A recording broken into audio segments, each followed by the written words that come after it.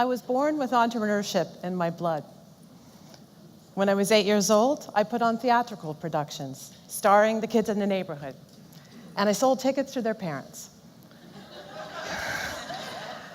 And when I was 15, I ran a guitar school out of my parents' house.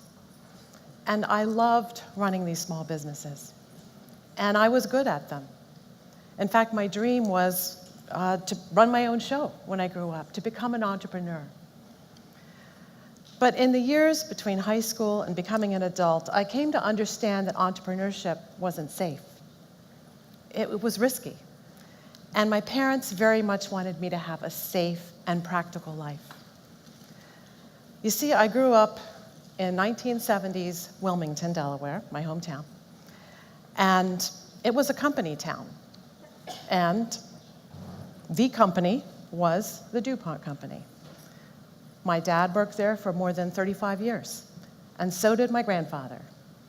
And in the world I grew up in, safe and practical meant going directly to college when you got out of high school, and if you were a woman, finding a husband there. So I did exactly that. I would have loved to have studied history or French, but that's not practical. Science or business, now that's practical. So I majored in chemistry, and I managed to get a degree with a 2.8 grade point average. But despite being engaged for nearly 24 hours, I did not manage to get my MRS degree. So I did the next best practical thing. I got a job as a bench chemist in Kalamazoo, Michigan. Yep, Kalamazoo, Michigan. Well, I did not like that job, and that job did not like me. So I was working the 3 to midnight shift. And one night, in my haste to get out of work on time, I accidentally set my lab hood on fire. And I probably ran away from it. And my boss, who was a very practical and efficient woman, hustled over and immediately doused the flames. And for some reason, that incident came up in my performance review under needs improvement. Well, I was living inside of this very safe and practical box that just didn't fit my personality, and I knew I needed to do something different. Not too different, however. I went back to school and got my master's in business administration with a concentration in finance. And after I graduated, I stepped way outside of the box and got a job as a financial analyst for a chemical company. Well, that job was so boring that I was forced to drink the sludge they called coffee out of the vending machine. I mean, at least that gave me a buzz. But my friends and I, in search of better coffee, went out in the town and started drinking cappuccinos and espressos in the Italian restaurants. And then we started debating the finer merits of each and every one of them. So this was 1983, when coffee was just starting to become a thing. And we were starting to become coffee snobs. But despite all that, I knew that I needed to leave that job. The day a memo crossed my desk inviting me to a symposium entitled The Exciting World of Concrete. Really. There are people who must find concrete exciting, apparently, but yeah, I was not one of them. So, as if I had not yet endured enough self-inflicted punishment by this point, I got yet another job as a financial analyst. And that job was absolutely awful. My boss hated me and took great pleasure in making fun of me in front of the other employees, which fed into a narrative that I was starting to believe about myself, that I was ditzy and clueless. And the entire time I was at that job, I felt really stupid. But it was at that job that I met and married my first husband, who was an IT consultant. And we honeymooned in Seattle, where a certain small coffee company that shall remain anonymous, oops, anyway, was starting to make waves. And by this point, I was a certified coffee addict with a particular penchant for espresso beverages. And my friends, my relatives, they even started dubbing me the espresso queen. Bad that if I were traveling somewhere and I thought the coffee wouldn't be good enough where I was going, I would take this large box with me. And in that box, I had my portable espresso machine, Burr coffee grinder, steaming pitchers, whole bean coffee, all the paraphernalia I needed to make a really great espresso. I even took that box camping.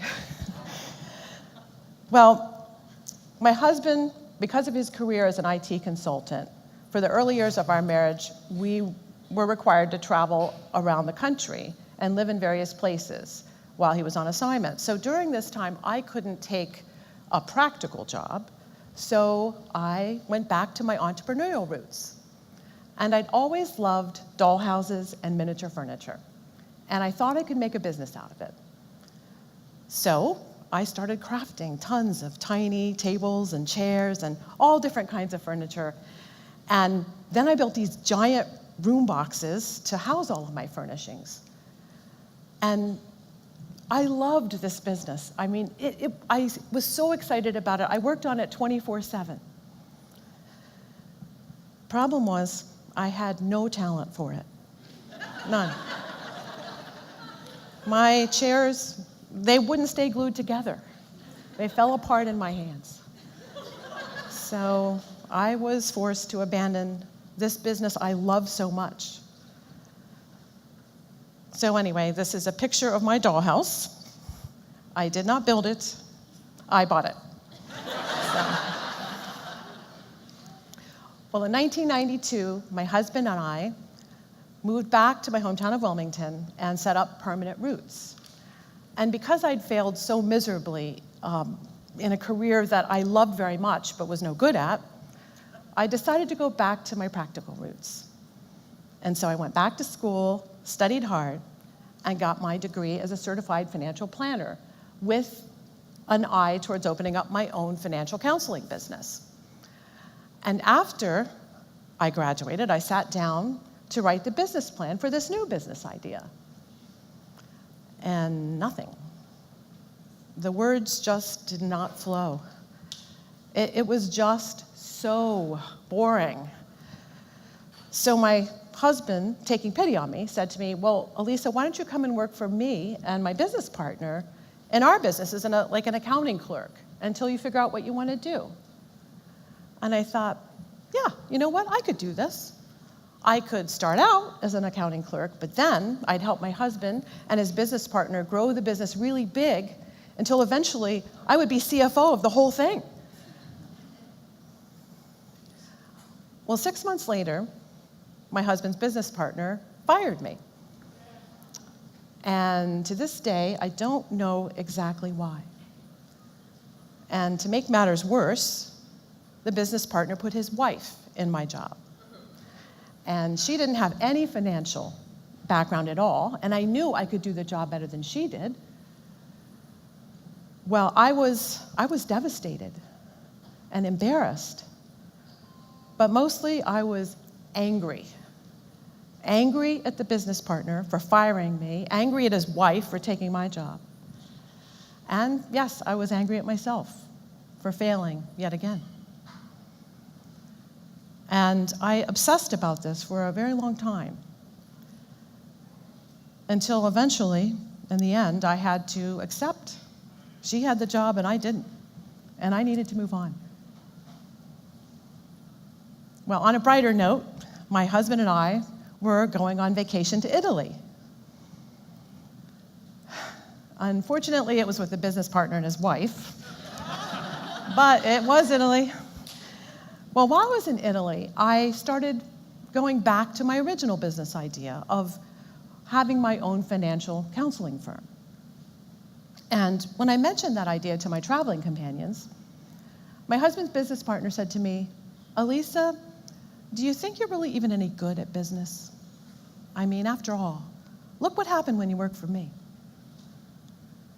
And I still remember how red my face got. I felt this big. But Italy was amazing. It was, the landscape and the culture and the coffee. Let's not forget the coffee. The coffee was the best I'd ever had anywhere, bar none. And I loved hanging out in the espresso cafes and watching people come and go and watching neighbors catch up with each other.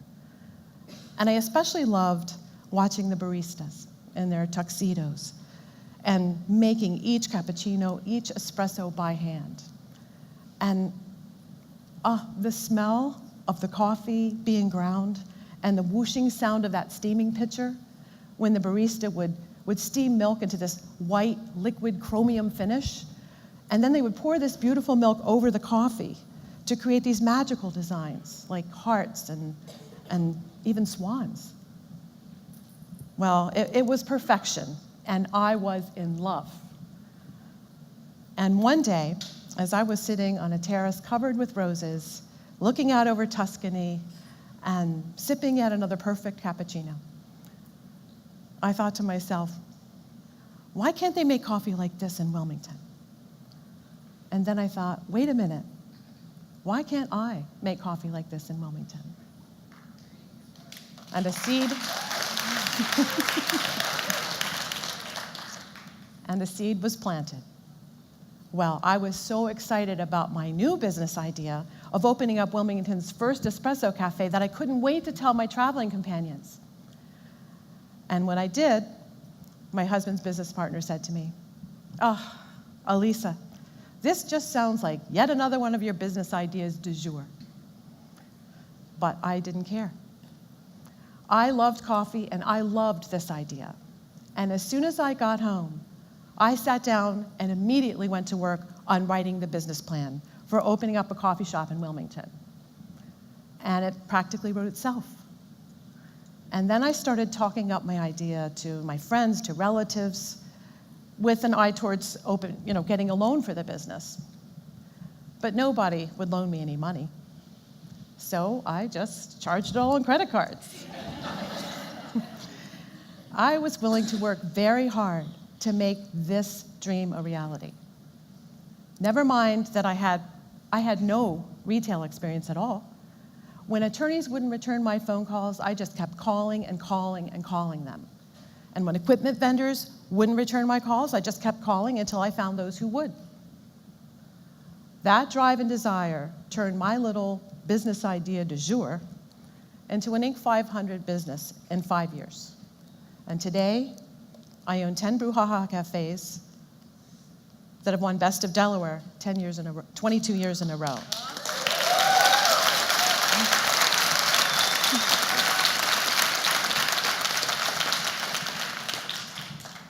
And I also own a coffee roasting company that ships coffee all over the world. I'm finally successful outside of the box.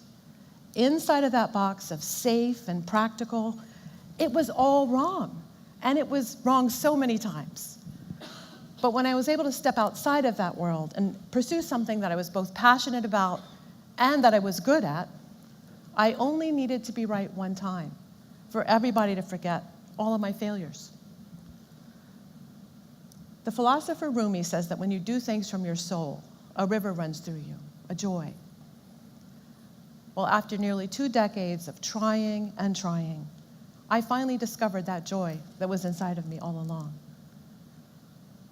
And today, happily, most of the naysayers, including the business partner and his wife, are true friends and loyal supporters.